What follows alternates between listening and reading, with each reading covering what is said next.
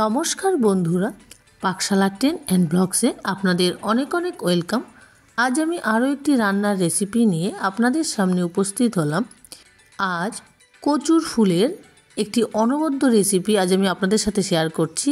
এর আগেও কচুর ফুলের রেসিপি আমি আপনাদের সাথে শেয়ার করে দিয়েছিলাম। আমাদের নর্থ বেঙ্গল স্পেশাল আরেকটা সবজি।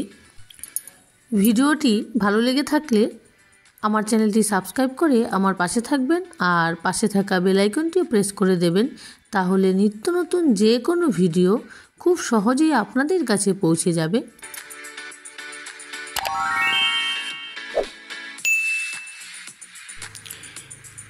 কচুর ফুলের এই রেসিপিটি তৈরি করবার জন্য কচুর ফুল নেওয়া হয়েছে।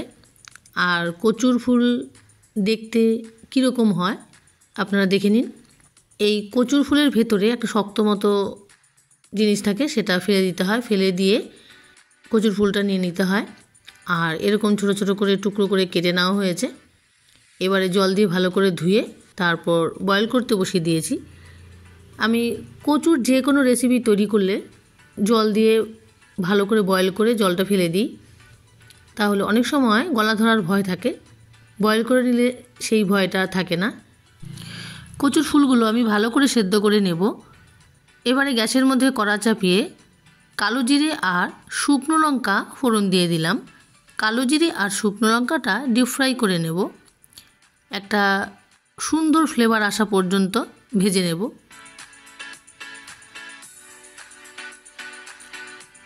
কালো জিরে শুকনো লঙ্কাটা ভাজা হয়ে গেছে। এবারে পেঁয়াজ কুচি আর রসুন ওর মধ্যে অ্যাড করে দিলাম।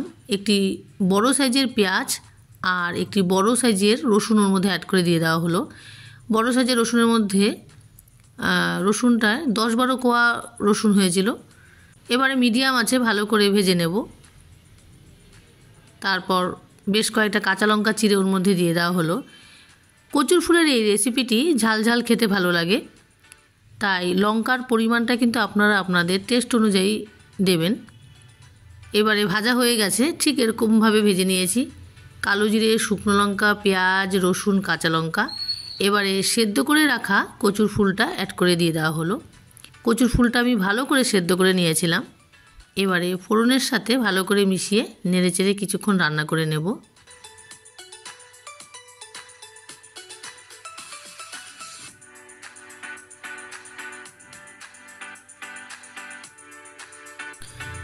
এবারে স্বাদ অনুযায়ী নুন দিয়ে দিলাম আর পরিমাণ মতো হলুদ গুঁড়োটা দিয়ে দেওয়া হলো। নুন আর হলুদ গুঁড়োটা ভালো করে মিশিয়ে নেড়েচেড়ে রান্না করে নেব। মিডিয়াম থেকে হাই ফ্লেমে কচুর ফুলটা রান্না করে নেব। কচুর ফুলটা অলরেডি সেদ্ধ হয়ে গেছে, আমি ভালো করে সেদ্ধ করে নিয়েছি। সেদ্ধ করে জলটা ভালো করে ঝরিয়ে নেওয়ার পর রান্না করছি। আর প্রায় অনেকটা পরিমাণে ছিল, সেদ্ধ করে নেবার পর পরিমাণে অনেকটাই কমে এসেছে। আর ভালো করে খুন্তি দিয়ে নেড়েচেড়ে একটু ভর্তা টাইপের মতন করে নেব। আমি এরকমভাবেই রান্না করি কচুর ফুলটা। পরিমাণে আরও কমে এসেছে, নুন হলুদটা ভালো করে মিশে গেছে কচুর ফুলের সাথে। দারুণ লাগে গরম ভাতের সাথে এই রেসিপিটি খেতে।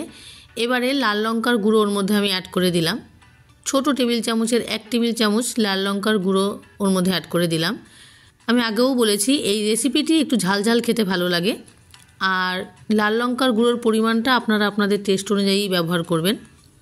লঙ্কার গুঁড়োটা ভালো করে মিশিয়ে নেড়েচেড়ে আরও কিছুটা সময় রান্না করে নেব। একদম শুকনো শুকনো হবে রেসিপিটি, এক ফোঁটাও জল থাকবে না। সেদ্ধ করে নেবার পর যে যাও জল ছিল ওর মধ্যে, সেটাও ভালো করে শুকিয়ে নেব।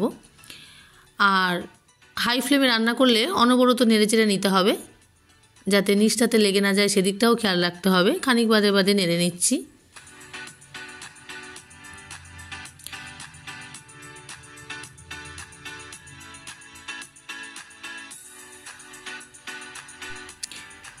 পরিমাণে আরও কমে এসেছে, আর এক্সট্রা যে জলটা ছিল সেই জলটাও কিন্তু শুকিয়ে গেছে। এবারে গ্যাসের আঁচটা মিডিয়াম করে আরও বেশ কিছুক্ষণ নেড়েচেড়ে রান্না করে নেব।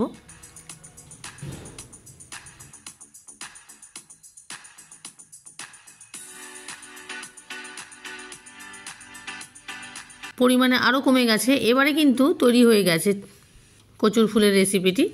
ঠিক এরকম করে একটি পাত্রের মধ্যে নামিয়ে নিলাম। এরকমভাবে কচুর ফুলের রেসিপি তৈরি করে গরম গরম ভাতের সাথে পরিবেশন করুন, খুব ভালো লাগবে। খুবই টেস্টি আর আননোন একটা রেসিপি আজ আমি আপনাদের সাথে শেয়ার করে দিলাম। আমার আজকের এই রেসিপিটি যদি ভালো লেগে থাকে লাইক, শেয়ার, কমেন্ট করবেন আর আমার চ্যানেলটি সাবস্ক্রাইব করে আমার পাশে থাকবেন।